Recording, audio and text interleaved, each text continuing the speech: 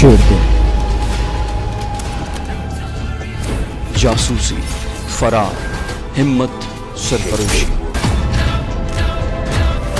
वतन की खातिर जान की बाजी लगाने वाले एक गुमनाम मुजाहिद की सनसनीखेज दास्तान। दुश्मन के दिल में बैठकर अपने वतन का दिफा करने वाला शेर दिल।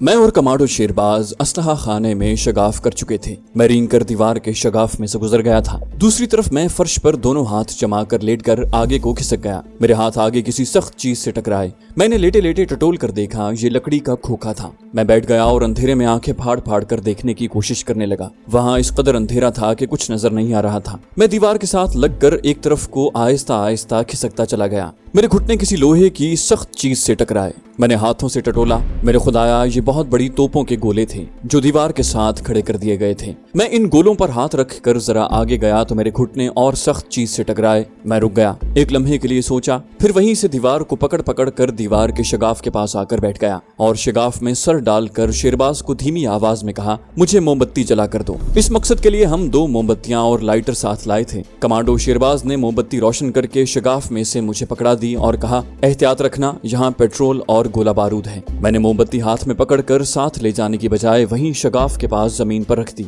मोमबत्ती की रोशनी में तहखाने की एक एक चीज साफ नजर आने लगी। मैं हैरत ज़दा आंखों से देखता रह गया। ये तहखाना कोई 15 फुट चौड़ा और उतना ही लंबा होगा। सारे का सारा तहखाना बड़ी तोपों के बड़े बड़े गोलों, स्टिंगर मिसाइल और पेट्रोल के छोटे और बड़े कैनों से भरा हुआ था। दरमियान में सिर्फ चलने फिरने के लिए थोड़ी सी जगह थी। सामने की जानिब तहखाने का दरवाजा था जो बंद था। उस दरवाजे की सीढ़ियां ऊपर तोपों की पुख्ता कलाबंदियों को जाती थी। ये सीढ़ियां मैं दिन के वक्त कलाबंदियों का मुआयना करते वक्त 2-3 बार देख चुका था। मैं लकड़ी के क्रेटों और बड़ी तोपों के गोलों के दरमियान से दबे पांव चलता तहखाने के दरवाजे तक गया। दरवाजा लोहे का था। मैंने कान लगाकर दूसरी तरफ सुनने की कोशिश की। दूसरी तरफ भी खामोशी थी, कोई आवाज सुनाई नहीं देती थी। उस वक्त रात का 1:30 या 2 बजे होंगे। मैं वक्त जाया नहीं कर सकता था। ये मौका बेहद गनीमत था। मैंने जल्दी से शगाफ के मुंह के पास जलती मोमबत्ती के पास जमीन पर बैठ गया। मैंने जैकेट की जेब में से प्लास्टिक का लिफाफा निकालकर खोला। उस लिफाफे में इंतहाई ताकतवर 6 माइक्रोचिप्स बम थे। मैं एक एक माइक्रोचिप्स को मोमबत्ती की रोशनी में अच्छी तरह चेक करता रहा। उसके बाद 3 चिप्स तोपों के 3 गोलों और 2 चिप्स बम पेट्रोल के डब्बों के साथ और एक स्टिंगर मिसाइलों के दरमियान एक मिसाइल के निचले हिस्से के साथ चिपका दिया। इनके दौरान ये मैं पहले से सेट कर चुका था जो 24 घंटे था। इस हिसाब से इन बमों को अगली रात इसी वक्त यानी 2 बजे के करीब फटना था। मुझे शगाफ में से कमांडो शेरबाज की आवाज आई, क्या बात है? मैंने कहा, सब ठीक है, आ रहा हूँ। मुझे यकीन नहीं था कि ये काम एक ही रात में खत्म हो जाएगा। मैंने 6 के 6 माइक्रोचिप्स के टाइम डिवाइस उंगली की हल्की सी ठोकर से तोड़ डाले थे और तेजाबी मादे का सफर शुरू हो गया था। इस काम से फारिग होकर मैंने उस मिट्टी को शगाफ में जो अंदर की तरफ गिरी थी इधर उधर फर्श पर बखेर दिया। रेंग कर शगाफ से बाहर आया। शेरबाज ने कहा, शगाफ को बंद किस तरह करें? मैंने कहा, बाहर से कुछ बड़े पत्थर उठा लाओ। शेरबाज गया और 10-12 छोटे बड़े पत्थर उठा लाया। मैंने सबसे पहले बड़े पत्थरों को हाथ अंदर डालकर एमुनिशन के तहखाने वाली दीवार के आगे इस तरह लगा दिया कि दूसरी तरफ से देखने पर पता न चले कि यहाँ से दीवार खोदी गई है। एक तो उस एमुनिशन डंप में यूनिट के संतरी हर रोज नहीं आते जाते थे क्योंकि यहाँ रखे हुए असलहे की अभी उन्हें जरूरत नहीं थी। दूसरे वहाँ जाहिर है एक आध बल्ब भी रोशन होता होगा और दीवार वाला शगाफ फर्श के बिल्कुल साथ मिला हुआ था। मैंने पत्थर इस तरह रखे थे कि किसी को शक नहीं पड़ सकता था। उसके बाद हमने मिट्टी और छोटे पत्थर डालकर अपनी तरफ शगाफ का मुंह बंद करके उसके आगे भी पत्थर जोड़कर छोटा सा थड़ा बना दिया। थड़े के ऊपर भी कुछ खुश्क मिट्टी और बाहर से लाकर सूखे पत्ते डालकर उन्हें हाथों से अच्छी तरह दबा दिया। फिर पुरानी वर्दियों के गट्ठड़ जैसे पहले दीवार के साथ लगे थे वैसे ही लगा दिए। अब हमें वहां से निकलना था। सबसे पहले मैं सीढ़ियां चढ़कर ऊपर आया। ऊपर आते ही झाड़ियों की ओट में बैठ गया और चारों तरफ अंधेरे में गौर से देखा। रात उसी तरह खामोश और तारीक थी। किसी को कानो कान खबर न हुई और हम उस सारे टीले को 3 कलाबंदियों वाली बड़ी त्रिशूल तोपों और स्टिंगर मिसाइलों के जखीरे समेत उड़ाने का काम मुकम्मल कर लिया। मैंने आहिस्ता से शेरबाज को आवाज दी। वो भी गड्ढे में से बाहर निकल आया। हम झुककर झाड़ियों की ओट में रहकर नाले के साथ साथ टीले की ढलान पर से उतरने लगे। पैरामीटरों वाले कैंप की तरफ से किसी ट्रक के स्टार्ट होने की आवाज आई। फिर ये आवाज आहिस्ता आहिस्ता दूर होती गई। हम रुक गए थे और उस आवाज को गौर से सुन रहे थे। शेरबाज ने कहा, ये ट्रक रिजर्व बटालियन की बैरकों की तरफ गया होगा। फौजी ट्रक की आवाज जब दूर हो गई तो हम ढलान से उतरने लगे। हम तालाब के पास आ गए। यहाँ सरकंडों के दरमियान छोटा रास्ता टीले से निकलकर आगे जंगली टेकरियों की तरफ चला गया था। हमें उधर ही जाना था। जैसे ही हम चलने लगे, 2-3 आदमियों की बातें करने और कहकहे लगाने की आवाज आई। हम जल्दी से सरकंडों के पीछे हो गए। हम बिल्कुल कंधे से कंधा मिलाए सरकंडों के दरमियान छुपकर बैठे थे। आवाजें हमारी तरफ आ रही थीं। ये भारतीय फौजी थे। खुदा जाने ये उस वक्त गश्त पर कैसे निकल आए थे। मेरी इत्तला के मुताबिक उस तरफ कोई गश्ती पार्टी नहीं आती थी। हमने सांस रोक लिए। ये 3 फौजी थे। वो एक दूसरे से फोहश मजाक करते चले आ रहे थे। हम सरकंडों में जल्दी से छुपे थे और अपने आप को पूरी तरह से महफूज नहीं कर सके थे। अगर कोई हमारे करीब से गुजरते हुए गौर से देखता तो रात के अंधेरे में भी हम उन्हें नजर आ सकते थे। एक भारतीय फौजी आगे था। उसके पीछे 2 फौजी थे। पिछले फौजी अगले फौजी को मजाक कर रहे थे। लगता था कि वो उनके मजाक से तंग आकर आगे हो गया है। उनके दरमियान 4-5 कदम का ही फासला था। रास्ता तंग था। अगला फौजी हमारे करीब से बड़बड़ाता और दबी जबान में अपने साथियों को गालियां देता हुआ जब हमारे करीब से गुजरा तो मुझे अंधेरे में उसकी स्टेन गन नजर आई जो उसने स्लिंग के जरिए कांधे से लटका रखी थी। शेरबाज ने भी उसे देखा और मेरे साथ लग गया। फौजी आहिस्ता आहिस्ता चलता गुजर गया। उसके बाद दोनों फौजी भी आ गए। वो एक दूसरे के कंधे से कंधा मिलाए चले आ रहे थे। उनकी स्टेन गन्ने भी कंधों से लटकी हुई थी। उनमें से एक सिगरेट पी रहा था। उनमें से एक ने आगे जाने वाले फौजी को आवाज दी, ठंडू राम, डबल से। और फिर दोनों हल्के हल्के कहकहे लगाकर हंसते हुए हमारे बिल्कुल करीब से होकर निकल गए। उनके जाने के बाद हमें सिगरेट के धुएं की बू महसूस हुई। जब हमने देखा कि वो काफी आगे निकल गए हैं तो हम जल्दी से सरकंडों में से निकले और अंधेरे में तंग रास्ते पर झुककर तेज तेज कदमों से चलने लगे। तालाब के इर्द गिर्द उगे हुए सरकंडों का सिलसिला खत्म हो गया था। हम खुली जगह पर आ गए जहाँ फासले फासले पर झाड़ियां थीं। दरख्त कोई नहीं था। हमने झाड़ियों के दरमियान दौड़ना शुरू कर दिया। हम उस इलाके से जितनी जल्दी हो सके दूर जाना चाहते थे। हमने रात की तारीकी में दौड़ते हुए खाली मैदान पार कर लिया। आगे जम्मू की मगरिबी खुश्क पहाड़ियों का सिलसिला शुरू हो जाता था। ये पहाड़ियां छोटे छोटे टीलों की शक्ल में थीं जो हमसे काफी फासले पर थीं। यहाँ आकर हम एक जगह सांस लेने के लिए बैठ गए। शेरबाज कहने लगा, क्या तुम्हें यकीन है कि माइक्रोचिप्स वक्त पर फट जाएंगे? मैंने कहा, 100% यकीन है। हाँ, कोई टेक्निकल खराबी न पैदा हो जाए। कमांडो शेरबाज ने कहा, खुदा न करे। हम सिर्फ 1-1.5 मिनट के लिए रुके और आगे चल पड़े। हमें वहां से 6 मील दूर जम्मू शहर की जनूबी पहाड़ियों के जंगल में कमांडो शेरबाज की खुफिया पनाहगाह में जाना था। हम रात की तारीकी में चलते गए। चलने से सर्दी का एहसास बिल्कुल खत्म हो गया था। हमारे जिस्म भी गर्म हो गए थे। दाहिनी जानिब हमें दूर से पहाड़ियों की ढलानों पर जम्मू शहर की रोशनियां नजर आने लगी। कमांडो शेरबाज ने कहा, यकीन नहीं आता कि इतना अहम कमांडो ऑपरेशन इतनी जल्दी खत्म हो गया। मैंने कहा, हमारी खुशकिस्मती थी कि टीला मिट्टी का था। अगर दूसरे पहाड़ों की तरह पत्थर का होता तो ये काम 3 रातों में भी मुकम्मल ना होता। अपनी खुफिया पनाहगाह में पहुंचकर हमने सबसे पहले अल्लाह ताला का शुक्र अदा किया। फिर दुआ मांगी कि हमारे लगाए हुए फ्यूज ठीक वक्त पर फट जाएं। उसके बाद हम वहीं पड़कर सो गए। पहले मेरी आंख खुली तो पनाहगाह के ऊपर एक जानिब जो ताजा हवा के लिए सुराख रखा गया था और जिसके ऊपर झाड़ियां डालकर उसे कैमोफ्लेज किया गया था, वहां से दिन की रोशनी अंदर आ रही थी। शेरबाज अभी तक सो रहा था। मैंने उसे जगाया। इस दौरान हमने अपना कमांडो वाला काला लिबास उतार कर आम शहरियों वाले अपने कपड़े पहने। कमांडो शेरबाज ने पूछा, अब तुम्हारा क्या प्रोग्राम है? मैंने कहा, वापस बंबई जाऊंगा। वो बोला, लेकिन तुम्हें कल रात तक तो यहीं ठहरना चाहिए ताकि अखनूर की तोपों की तबाही अपनी आंखों से देख सकूं। मैंने उसे जवाब दिया, इन हालात में मेरा यहाँ रुकना मुनासिब नहीं है। यहाँ की पुलिस मुझे पहचानती है। इनमें से किसी ने मुझे यहाँ देख लिया तो टारगेट की तबाही के बाद किसी की जबान से फौज के आगे मेरा नाम निकल सकता है। यूं ये बात बंबई बाल ठाकरे तक पहुंच सकती है। इस तबाही के मंजर को तुम देखना, मैं इसकी खबर अखबारों में पढ़ लूंगा। मैं तो अभी जम्मू शहर से लारी में बैठकर जालंधर और वहां से कोई ट्रेन पकड़कर दिल्ली रवाना हो जाऊंगा। कमांडो शेरबाज बोला, जैसे तुम मुनासिब समझते हो वैसे ही करो। अब ऐसा है कि अगर तुम्हें मेरी जरूरत पड़े तो जम्मू के कैलाश होटल वाले बूढ़े कश्मीरी से राब्ता पैदा कर लेना। उसके जरिए तुम मुझे पैगाम भिजवा सकते हो। मैंने कहा, ठीक है, मैं अब चलता हूँ। दिन काफी निकल आया है। कमांडो शेरबाज ने ऊपर सुराख की तरफ निगाहें उठाकर देखा और बोला, बाहर तो बादल छाए हुए हैं। मैंने कहा, फिर तो मुझे बारिश से पहले यहाँ से चल देना चाहिए। अच्छा दोस्त। कमांडो शेरबाज मुझसे एक बगलगीर हुआ और मुझे पनाहगाह के बाहर तक छोड़ने आया।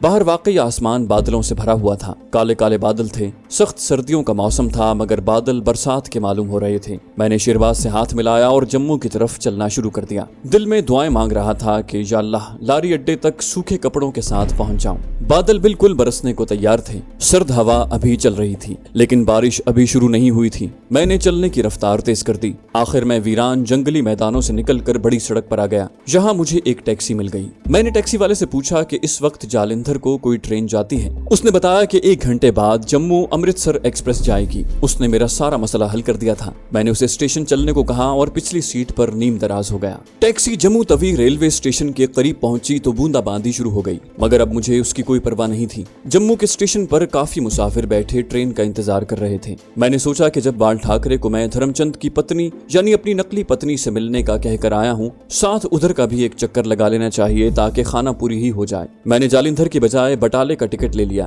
ट्रेन आकर प्लेटफॉर्म पर लग गई। मैं एक डिब्बे में बैठ गया। ट्रेन चली तो बाकायदा बारिश हो रही थी। मैंने गर्म जैकेट और मफलर पहना हुआ था। सर पर कमांडो स्याह ऊनी टोपी की बजाय आम किस्म की ऊनी टोपी पहन रखी थी। जेब में काफी पैसे थे। नाश्ता मैंने जम्मू स्टेशन पर ही कर लिया था। ट्रेन अपनी मंजिल की तरफ दौड़ी जा रही थी। दोपहर के बाद बटाले का स्टेशन आया तो मैं वहां ना उतरा क्योंकि धर्मचंद का गांव हर चौवाल यानी उसकी पत्नी और माता जी रहती थी कादियान से 3 मील दूर था और कादियान अमृतसर की जानिब अगला स्टेशन था। मैं कादियान स्टेशन पर उतर गया। बादल जम्मू से लेकर अमृतसर तक छाए हुए थे। बड़ी सख्त सर्दी थी। यहाँ बारिश तो नहीं हो रही थी मगर सर्द यख हवा चल रही थी। उस वक्त शाम हो चुकी थी। मैंने यही सोचा कि अंधेरा होने से पहले धर्मचंद के गांव हरचोवाल पहुंच जाऊं। आराम से घर में बैठकर खाना खाऊंगा और खूब गर्म होकर रात को सोऊंगा। दूसरे दिन अपनी पत्नी यानी धर्मचंद की पत्नी को फिर आने का कहकर वापस बंबई की तरफ रवाना हो जाऊंगा। मेरे वहां आने की खबर बटाले में शिवसेना के दहशतगर्द जयदेव को हर हालत में पहुंच जाती। मैं यही चाहता था कि अपनी एक गवाही पक्की हो जाए और बाल ठाकरे को पता चल जाए कि मैं अपने गांव ही आया था। कादियां स्टेशन पर उतरने के बाद मैं एक यक्के पर बैठा और यक्का हरचोवाल गांव की तरफ चल पड़ा। उसमें एक सिख देहाती औरत अपने 2 बच्चों के साथ भी बैठी थी। एक लाला जी बैठे थे। शाम के वक्त ये आखिरी यक्का था जो हरचोवाल जा रहा था। मेरा ध्यान अखनूर की तोपों वाले टीले की तरफ बराबर लगा हुआ था। उसे आज रात 2 बजे के करीब या 2 बजे के बाद कयामत खेज धमाकों के साथ उड़ जाना था। मैं चाहता था कि उस वक्त मैं धर्मचंद के घर में मौजूद रहूं ताकि बाद में ये बात सबके इल्म में आ जाए कि मैं वारदात के वक्त जम्मू में नहीं था। बारिश बंद हो गई थी मगर सुबह जो बारिश हुई थी उसकी वजह से गांव के कच्चे रास्ते कीचड़ से भरे हुए थे। यक्का हिचकोले खाता जा रहा था। 3 मील का फासला तकरीबन 1 घंटे में तय करके मैं हरचोवाल पहुंचा। यक्के से उतरकर धर्मचंद के मकान की तरफ चला। दूर से देखा मकान पर अंधेरा छाया हुआ था। कोई दिया बत्ती रोशन नहीं थी। सोचा ये लोग शायद जल्दी सो गए हैं। मकान पर जाकर देखा तो दरवाजे पर ताला लगा था। एकदम परेशान हो गया कि रात कहाँ गुजारूंगा। गांव के दूसरे मकानों पर भी सर्दी की वजह से वीरानी छाई हुई थी। फौरन फैसला किया कि वापस कादियां चले जाना चाहिए। वहां से कोई न कोई लारी या गाड़ी मिल जाएगी, उसमें बैठकर अमृतसर चला जाऊंगा। अमृतसर में कोई अच्छा सा होटल तो होगा जहां रात भी गर्म होकर गुजार सकूंगा और अखनूर में धमाका हुआ तो सुबह सुबह उसकी खबर भी शहर में मिल जाएगी। मैं उल्टे कदमों उस जगह आया जहां यक्के वाले सरदार जी ने मुझे उतारा था। वो घोड़ा खोल रहा था। मैंने कहा, सरदार जी मेरे घर वाले तो अमृतसर गए हैं, मुझे कादियां पहुंचा दें, वहां से अमृतसर वाली लारी मिल जाएगी। पहले तो वो न माना, कहने लगा बड़ी सर्दी है, घोड़ा खोल दिया है। लेकिन जब मैंने उसे जेब से 50 रुपए का नोट निकाल कर दिया तो फौरन तैयार हो गया। उसी यक्के में बैठकर हिचकोले खाता वापस कादियां आ गया। वहां से एक लारी में सवार हुआ और अमृतसर पहुंच गया। अमृतसर में एक ही ढंग का अंग्रेजी स्टाइल का होटल था जिसका नाम इंपीरियल होटल था। एक कमरा ले लिया, गर्म पानी से नहाया, दूसरे कपड़े पहने, हीटर कमरे में जल रहा था। खाना मंगवा कर खाया और सिगरेट सुलगाकर बिस्तर पर लेटकर दीवार पर लगे क्लॉक की तरफ देखने लगा। अभी रात के 2 बजने में काफी देर थी। जैसे जैसे रात गुजर रही थी मेरी तशवीश और फिक्रमंदी बढ़ती जा रही थी। खुदा करे कि कोई टेक्निकल खराबी न पैदा हो जाए।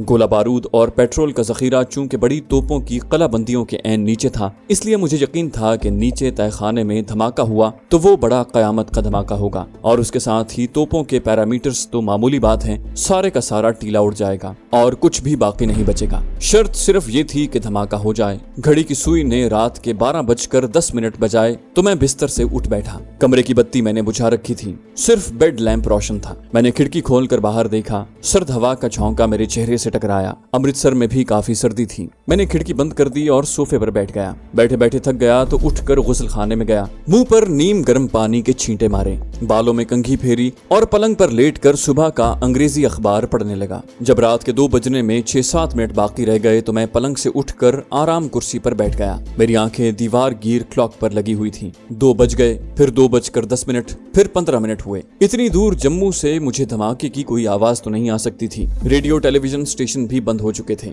मुझे यकीन था कि धमाका हो गया होगा, फिर भी मैं तस्दीक करने के लिए बेचैन था। तस्दीक कौन कर सकता था? मैं जम्मू किसी को फोन करके ही मालूम कर सकता था कि वहाँ कोई धमाका हुआ है या नहीं, मगर किसे फोन करूं? अचानक ख्याल आया कि कैलाश होटल जम्मू फोन करना चाहिए। मैंने डायरेक्टरी में से कैलाश होटल का फोन नंबर मालूम किया। इंपीरियल होटल में डायरेक्ट डायलिंग की सहूलत हासिल थी। बाद में उसके चार्जेस बिल में शामिल कर लिए जाते थे। मैंने जम्मू के कैलाश होटल का नंबर मिलाया। 10-15 सेकंड तक घंटी बजती रही। फिर किसी ने रिसीवर उठाया और कहा, कैलाश होटल रिसेप्शन।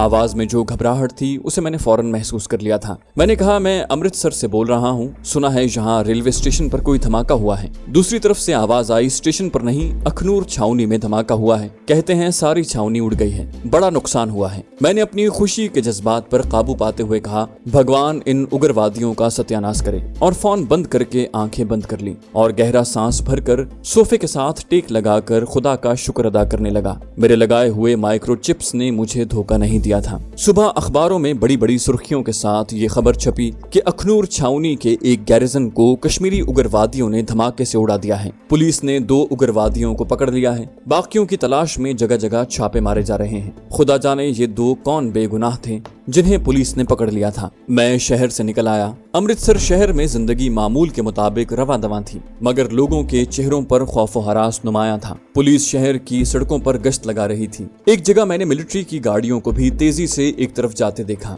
आसमान पर बादल छाए हुए थे, सर्द हवा चल रही थी। देखते देखते मजीद काले काले बादल उमड़ आए और दिन की रोशनी में शाम के धुंधलकों की कैफियत पैदा हो गई। उस वक्त मैं शहर की मशहूर तफरीगाह कंपनी बाग से भी आगे छोटी नहर के पास एक जगह बैठा मजे से सिगरेट पी रहा था और अपनी कामयाबी पर खुश हो रहा था। अचानक बिजली चमकी, बादलों में गरज पैदा हुई और बारिश की मोटी मोटी बूंदें गिरना शुरू हो गईं। मैं वापस होटल जाने के लिए उठा और रेलवे फाटक की तरफ चलने लगा, क्योंकि वहां से मुझे कोई टैक्सी रिक्शा मिल सकता था। जैसे ही मैं वहां से चला, एकदम बारिश तेज हो गई। सर्दियों की बारिश में भीगना खतरनाक होता है। मैं दौड़कर एक दरख्त के नीचे जाकर खड़ा हो गया। बारिश इतनी तेज थी कि दरख्त ने भी टपकना शुरू कर दिया। मैंने गर्म जैकेट पहनी हुई थी और गले में गुलूबंद था। सर पर कुछ नहीं था। बारिश के साथ तेज यख हवा भी चलने लगी। मैं सर्दी में ठिठुरने लगा। कुछ समझ नहीं आ रहा था कि यहाँ से दौड़कर कहाँ जाऊं। ये गैर आबाद सा इलाका था। एक तरफ नहर थी, दूसरी जानिब कंपनी बाग के दरख्तों की कतारें दूर तक चली गई थी। सड़क बारिश में खाली पड़ी थी।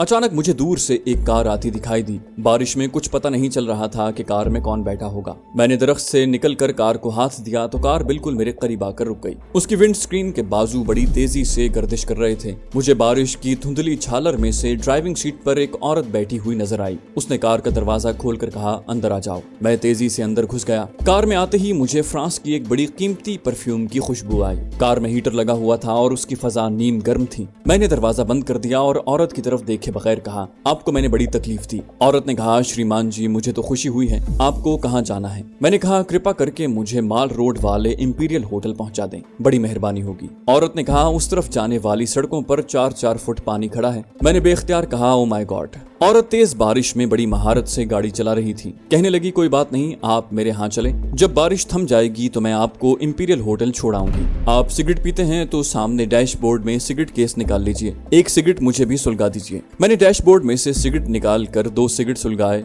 एक खुद रख लिया और दूसरा औरत को देने लगा तो मैंने उसे गौर से देखा। उसकी उम्र 40 के करीब होगी। जिस्म भरा भरा था, रंग गोरा था, बाल जदीद फैशन के अंदाज में बनाए हुए थे। गले में नकली मोतियों का हार था। साड़ी नीले रंग की थी। ब्लाउज गहरे नीले रंग का था जिसका गिरेबान इतना खुला था कि औरत का सीना नजर आ रहा था। उसकी शक्ल ज्यादा खूबसूरत नहीं थी, लेकिन चेहरे पर एक खास किस्म की कशिश थी। मुझे उस पर एक खास किस्म की औरत होने का शुबा पड़ा, लेकिन मैंने इस ख्याल को दिल से निकाल दिया। वो सिगरेट मुंह में दबाए सड़क पर खड़े पानी और बारिश में गाड़ी को हल्की रफ्तार से ले जा रही थी। कहने लगी, आप अमृतसर के रहने वाले नहीं हैं, किस शहर से आए हैं? मैंने कहा, मैं अमृतसर में ही पैदा हुआ हूँ, खालसा कॉलेज में BA किया था। फिर पिताजी का तबादला हो गया और हम सब दिल्ली चले गए। गए। पिताजी और माताजी के स्वर्गवास होने के बाद मैंने दिल्ली में अपना कारोबार शुरू कर लिया और इसी सिलसिले में अमृतसर आया था। वो बोली, इंपीरियल होटल तो बहुत महंगा होटल है। मैंने कहा, इस होटल में आराम बहुत है। मैं जब भी कारोबार के सिलसिले में दिल्ली से अमृतसर आता हूँ तो उसी होटल में ठहरता हूँ। आप यहाँ कहाँ रहती हैं? जरूर किसी कॉलेज में प्रोफेसर होंगी या फिर कॉलेज की प्रिंसिपल होंगी। मैंने यूं ही उसको हवा देने के लिए ये जुमला कह दिया था, वरना वो शक्ल सूरत से किसी पहलू भी प्रोफेसर नहीं लगती थी। कहने लगी, जम्मू में रात बड़ा धमाका हुआ है। कहते हैं अखनूर की पूरी फौजी छावनी तबाह हो गई है। मैं समझती हूँ कि भारत की कोई भी सरकार इन कश्मीरी उग्रवादियों से कभी नहीं निपट सकती। भगवान जाने हमारे कितने फौजी जवान और अफसर मारे गए हैं। मैंने कहा, बहुत बुरा हुआ है श्रीमती जी, मुझसे तो सुबह का नाश्ता भी नहीं हो सका। औरत ने मुस्कुराते हुए कहा, मेरा नाम चंद्रावती है। तुम्हारा नाम क्या है? मेरे जहन में यही नाम आया। मैंने कह दिया, मेरा नाम कैलाश माथुर है। उसने गाड़ी को बारिश की बौछार में एक छोटी सड़क की तरफ मोड़ते हुए कहा, बड़ा शुभ नाम है। मेरे स्वर्गवासी पति के भाई का भी यही नाम था। वो फौज में था। सन 65 की जंग में लाहौर के महाज पर स्वर्गवास हो गया था। मैंने अंग्रेजी में कहा, मुझे बहुत अफसोस हुआ। उसने बायां हाथ स्टीयरिंग से हटाकर मेरे हाथ पर रखकर आहिस्ता से दबाया और कहा, भगवान की लीला बड़ी न्यारी है माथुर जी। कोई जन्म लेता है, कोई जन्म हार जाता है और फिर नया जन्म लेता है। तुम आवागोन को तो जरूर मानते होगे। मैंने कहा, क्यों नहीं, आवागोन तो हमारे धर्म का हिस्सा है। गिरती बारिश में गाड़ी एक कोठी में दाखिल हुई और उसके पोर्च में जाकर खड़ी हो गई। चंद्रावती ने कोठी में दाखिल होते ही हॉर्न दे दिया था। एक उधेड़ उम्र औरत बरामदे में आकर खड़ी हुई थी। माथुर जी, ये मेरा छोटा सा आनंद भुवन है, यानी हाउस ऑफ प्लेजर है।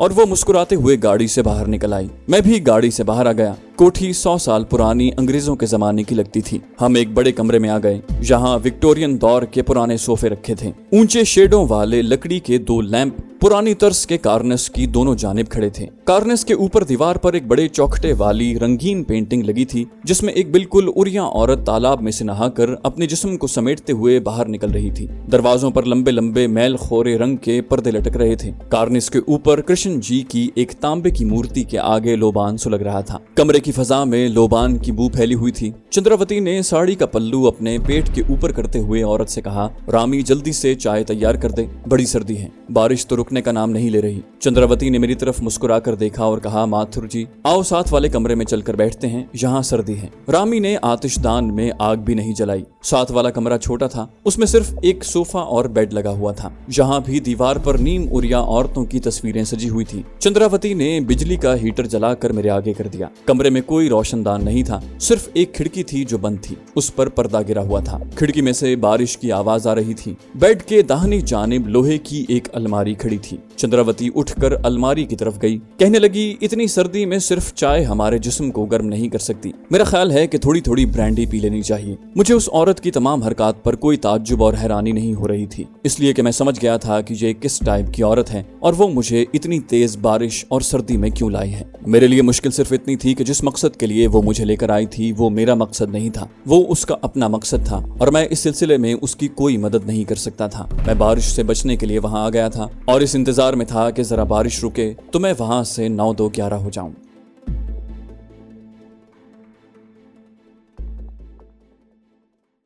तो दोस्तों, ये थी हमारी आज की एपिसोड। उम्मीद करते हैं आपको हमारी कहानी पसंद आई होगी। जाने से पहले इस वीडियो को लाइक कीजिए और शेयर करना मत भूलिए। कमेंट करके हमें बताइए कि आपको हमारी वीडियो कैसी लगी। और अगर अभी तक आपने इस चैनल को सब्सक्राइब नहीं किया तो इसे सब्सक्राइब कीजिए और बेल आइकन दबाकर ऑल नोटिफिकेशंस ऑन कर लीजिए।